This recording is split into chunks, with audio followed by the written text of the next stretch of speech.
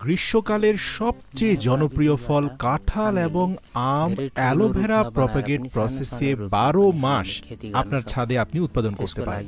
এই প্রক্রিয়ায় কাঁঠালের ফলন হতে মাত্র ৩ মাস সময় লাগে এবং এত সহজ এই প্রক্রিয়াটি যে কেউ অনুসরণ করতে পারেন।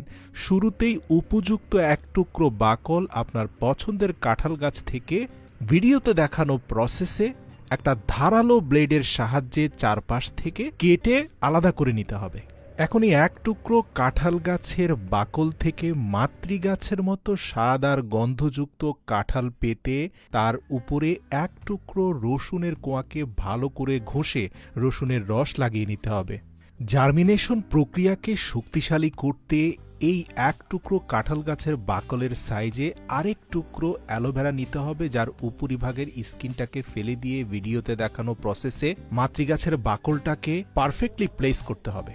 ব্যাস, এরপর একটা প্লাস্টিকের কন্টেনারের নিম্নাংশ ছিদ্র করে তার মধ্যে কিছুটা ছাই রেখে তার উপরে অ্যালোভেরার টুকরোটাকে প্লেস করে তার উপরে আরও বেশি পরিমাণে ছাই রেখে খুব ভালোভাবে পানি স্প্রে করতে হবে এবং ৫ দিনের জন্য পলিথিন দিয়ে খুব শক্তপোক্তভাবে বেঁধে দিতে হবে। আপনার বেঁধে দেওয়া পলিথিনে কোনো ছিদ্র যদি না থাকে ৫ দিনের মধ্যে পারফেক্ট প্রপাগেশন হয়ে যাবে। মাথায় রাখতে হবে ৫ দিন পরে পলিথিন খুলে আর দ্বিতীয়বার পলিথিন বাঁধা যাবে না। এরপরে শুধু প্রতিদিন একবার করে আপনাকে পানি দিতে হবে টানা ১৪ দিন পর্যন্ত। ১৪ দিন পরে প্রপার প্রপাগেশনের মাধ্যমে আপনি দেখতে পারবেন সেই বাকল থেকে মাতৃগাছের মতো গুণাগুণ নিয়ে বেশ কিছু কাঁঠালের মুচি বের হয়ে গিয়েছে। এরপর নতুন করে আপনাকে আরেকটা পলিথিনে ছাইয়ের বদলে মাটি দিয়ে তার উপরে আবার অ্যালোভেরা জেল দিয়ে সেই গাছটাকে রোপণ করতে হবে টানা ১ মাসের জন্য। মনে রাখতে হবে কাঁঠালের বীজ থেকে জার্মিনেশন করা চারাগুলো যতটা শক্তিশালী হয়, প্রপাগেশনের মাধ্যমে বাকল থেকে তৈরি করা চারাগুলো খুবই দুর্বল হয়, কিন্তু এখান থেকে যে ফলের উৎপাদন হয় সেখানে মাতৃগাছের পরিপূর্ণ গুণাগুণ থাকে। নতুন পলিথিনের ব্যাগে টানা ১ মাস ধরে প্রতিদিন প্রয়োজন অনুযায়ী পানি দিয়ে গেলে ১ মাস পরে দেখতে পাবেন কাঁঠালের মুচিগুলো বেশ পরিপক্ক হয়ে গিয়েছে। কিন্তু এই মুচিগুলো থেকে পরিপক্ক কাঁঠালে রূপান্তরিত হওয়ার জন্য আরও বেশি পুষ্টিগুণের দরকার, যার কারণে বীজতলায় আরও বেশি মাটির প্রয়োজন। এখন আপনাকে পুনরায় একটা বড় বালতিতে বেশি পরিমাণে মাটি দিয়ে সেখানে পুনরায় পূর্বের মতো করে অ্যালোভেরা জেল দিয়ে নতুন করে চারাগাছটি সেখানে রোপণ করতে হবে। নিয়মিত একবার করে পানি দিয়ে গেলে ৬০ দিন পরেই দেখতে পাবেন আপনার মুচিগুলো পূর্ণাঙ্গ কাঁঠালে রূপান্তরিত হয়েছে। বলে রাখি, এই কাঁঠালের স্বাদ এবং গন্ধ হুবহু মাতৃগাছের মতোই হবে। খুবই সংক্ষেপে বলে দিতে চাই, আপনি চাইলে আপনার রসালো পেয়ারা গাছের যে কোনো একটি উপযুক্ত ডালের মধ্যাংশকে বাছাই করে একই প্রক্রিয়ায় সুস্বাদু রসালো পেয়ারা খেতে পারেন ১২ মাস আপনার বাড়ির ছাদে।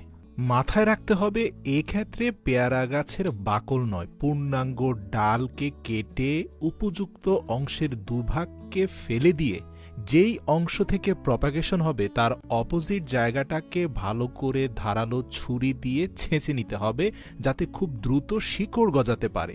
এরপর একই প্রক্রিয়ায় একটা টিস্যু পেপারের মধ্যে পর্যাপ্ত অ্যালোভেরা ন্যাচারাল জেল লাগিয়ে সেখানে প্রপাগেশনের জন্য কাটিং করা পেয়ারা ডালটাকে মুড়ে একটা প্লাস্টিক কন্টেনারের নিচে কোকোপিট রেখে তার মধ্যে টিস্যু পেপারটাকে রেখে তার উপরে পর্যাপ্ত কোকোপিট দিয়ে ভালো করে পানি স্প্রে করতে হবে।